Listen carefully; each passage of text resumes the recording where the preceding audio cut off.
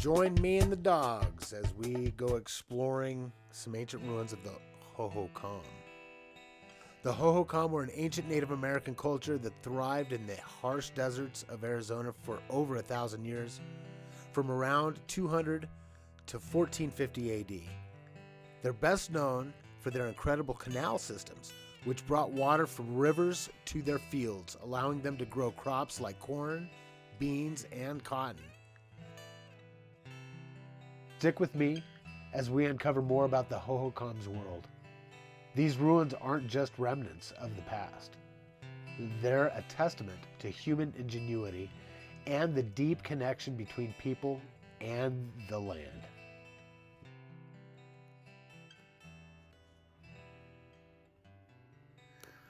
See if I can get around that brush.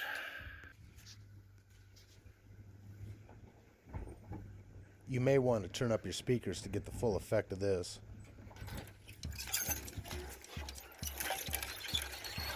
So that around here is what we call Arizona pinstriping. That is exactly how I can tell my truck from other people's trucks, because each Arizona pinstripe is unique to each truck. If you are interested in Arizona pinstriping, you can go to www.arizonapinstriping.com.org.net and we'll try to get back right at you.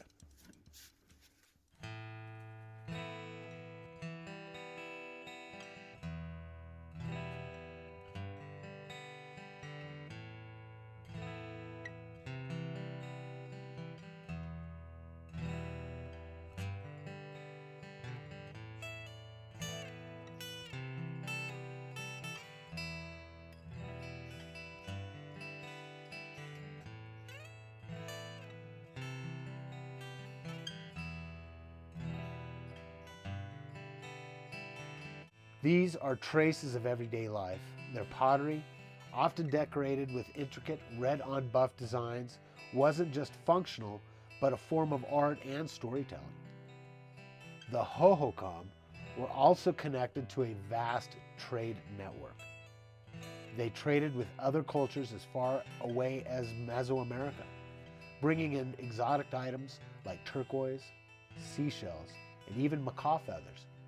Can you imagine how alive this place must have been with activity, with people exchanging goods and ideas? What's especially remarkable is how the Hohokam adapted to their environment. But their disappearance around the mid-1400s remains a mystery. Was it climate change, resource depletion, or something else?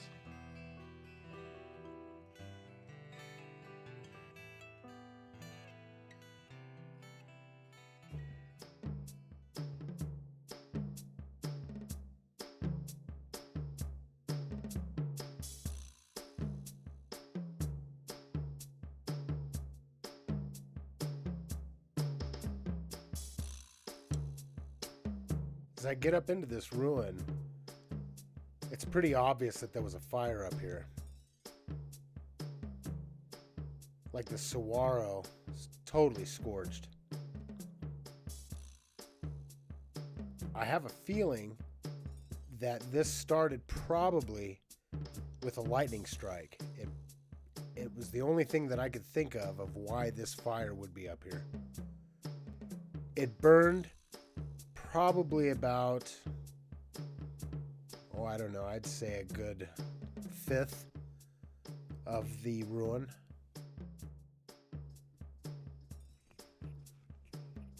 As I'm walking around admiring the structure, I'm noticing that there is not a whole lot of lithic scatter or a lot of pottery. There's a little bit here and there, but it doesn't seem that this was as occupied as some of the other ones where there's pottery everywhere. Right here, I'm finding half of what we call a metate.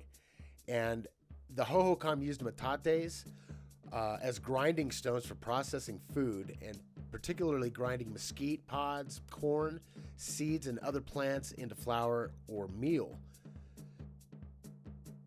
A metate consists of a flat or slightly concave stone slab, and it is paired with a handheld grinding stone called a mono.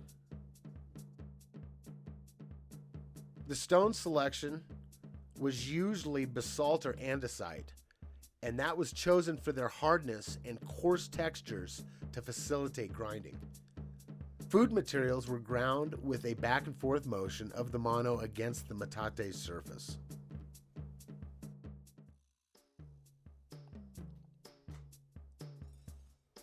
Before we leave, I'm pretty sure that there's got to be some rock art down below on those cliffs.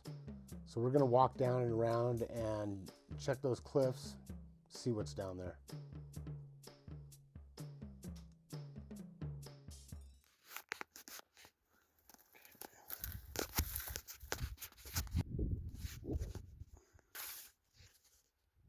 Indeed, we have some rock art.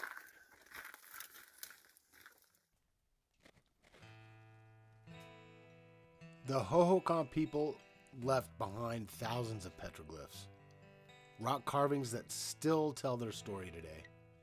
But how do they make them? First, they chose dark desert varnished rocks, usually basalt, found in rugged landscapes of the Southwest. Over time, these rocks developed a dark patina from oxidation and microbial activity, creating the perfect canvas.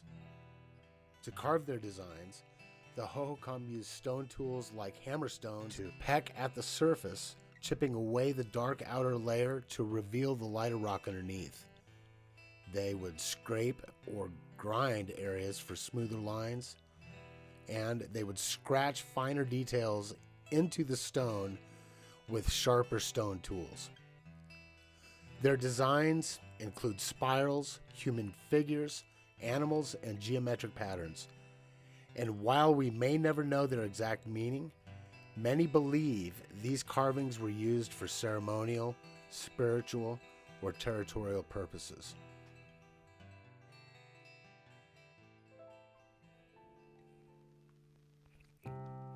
Well, it's getting late, and as we wrap up this adventure, let's take a moment to reflect on the incredible Hohokam people. For over 1,000 years, they thrived in the harsh Arizona desert, transforming the landscape with one of the most advanced irrigation systems in the ancient world. They built vast canal networks, cultivated crops in the unforgiving terrain, and created vibrant communities centered around trade, artistry, and spiritual traditions. Their petroglyphs, etched into stone, are a lasting testament to their beliefs, stories, and a way of life.